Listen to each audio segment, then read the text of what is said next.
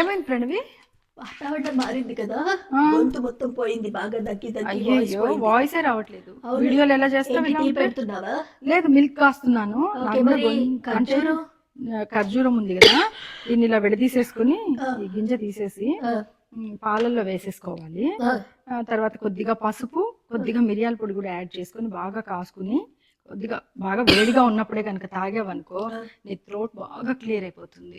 మంచి పాట కూడా పాడగలవు. అయితే టీ కాఫీలతో ముందు ఇదే చేసేస్తా. వెంటనే మా రేణు చెప్పిన చిట్కా డెఫినెట్ గా వర్క్ అవుతుందని నాకు నమ్మకం ఉంది. కాబట్టి అది తాగి గొంతు సరి చేసుకొని నెక్స్ట్ నేను పాట పాడతాను. పాట పాడాలి, బోల్డెన్ వీడియోలు చేయాలి. సరే కానీ